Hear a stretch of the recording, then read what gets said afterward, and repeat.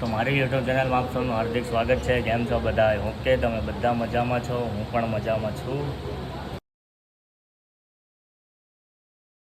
અને જો આજનું હું તમને વાતાવરણ બતાડું. ધીરે ધીરે વરસાદ વરસી રહ્યો છે.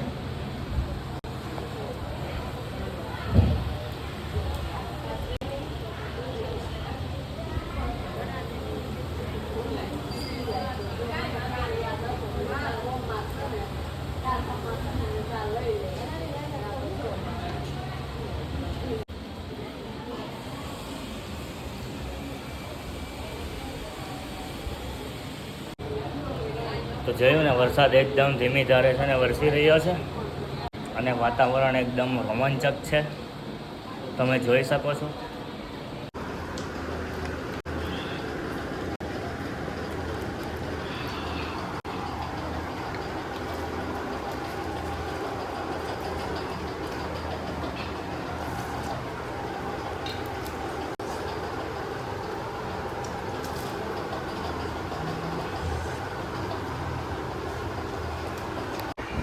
હાલો, જો આ વ્યક્તિને તમને ખ્યાલ જ હશે.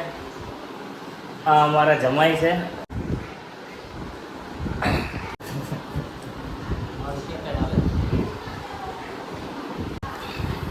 તમે એક જ આવ્યા છો? હીરવા નથી આવી?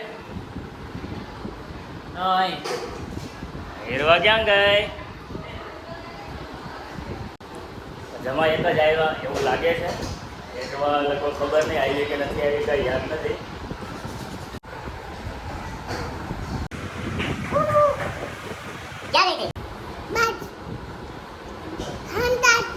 હંતાઈ ગઈ હતી?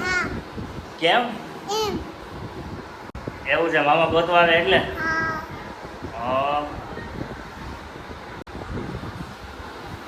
જાઓ, આ છે ને હંતાઈ ગઈ હતી અહીંયા આજુબાજુમાં ક્યાંક.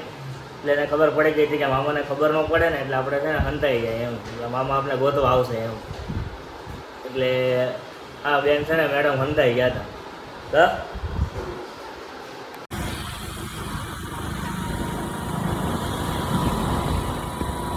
હાલો, તો હું અત્યારે જાઉં છું અમરોલી, કારણ કે થોડું ઘણું કામ છે, કામ પતાવી દઉં.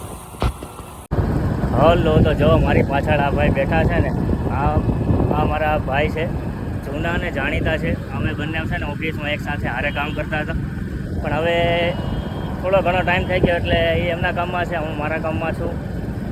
હવે ઘણા વર્ષો બાદ અમે મુલાકાત લીધી છે. તો હવે જઈએ આગળ, ક્યાંક જઈએ, કંઈક નક્કી નથી. ઠીક, હવે બધું ચાલ્યા રાખે. હવે સમય બળવાન છે.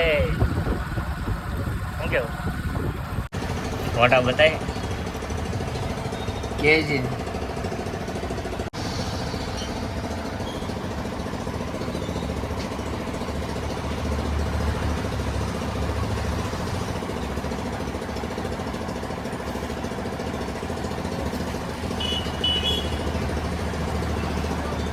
ઓકે,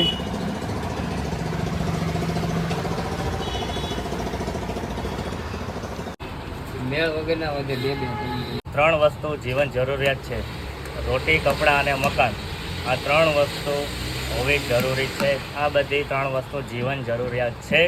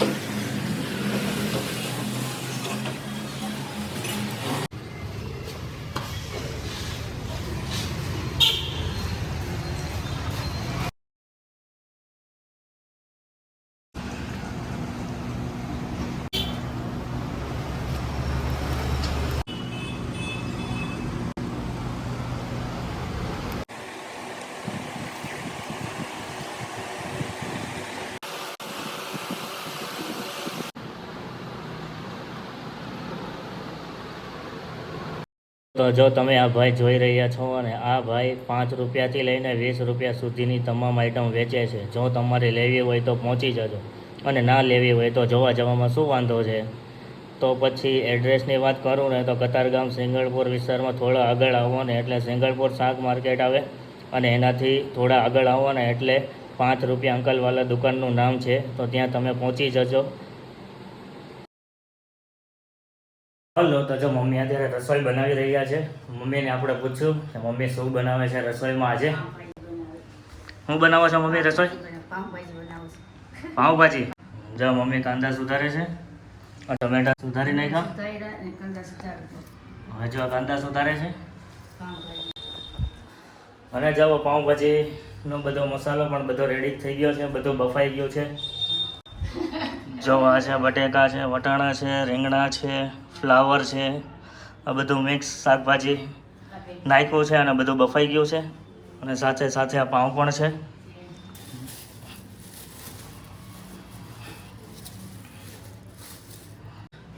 પાઉંભાજી ખાવાની છે અમારે બધાને. તો તમારે પણ ખાવી હોય તો તમે પણ પહોંચી જજો. અને એડ્રેસ તો તમને ખબર જ હશે કે હું ક્યાં રહું છું, એ તમને એટલો ખબર જ હશે. તમારે પાઉંભાજી ખાવી હોય તો આવી જાજો ફટાફટો, નકર પછી કહેતા ને કે બાકી રહી ગયો.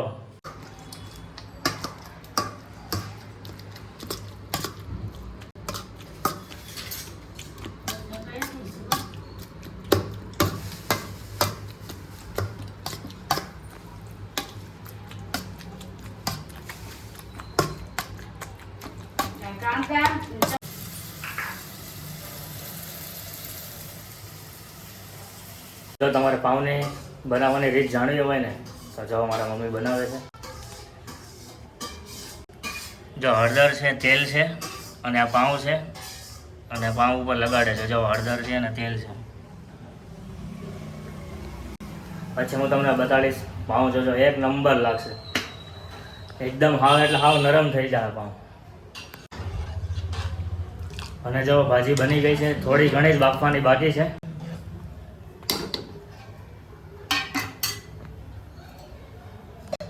થઈ જાય ને રેડી.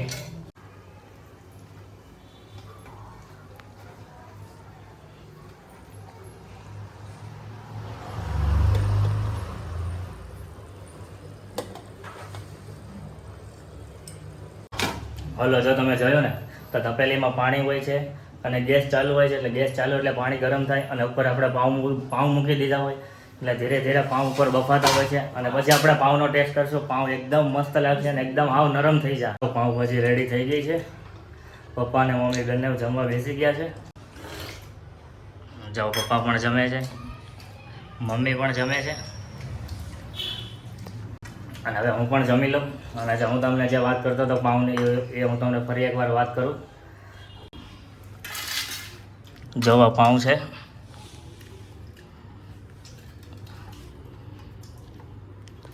આ પાઉંની રીત તો મેં તમને બતાવી દીધી, પણ આ પાઉં છે ને એકદમ સોફ્ટ, નાયલોન અને એકદમ નરમ છે.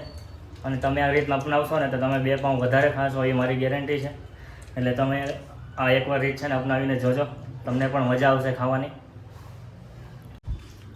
જો આ છે ભાજી, આ છે સલાડ, આ છે પાઉં ને આ છે છાશ. અને ચાલો હું પાઉંભાજીનો ટેસ્ટ કરું.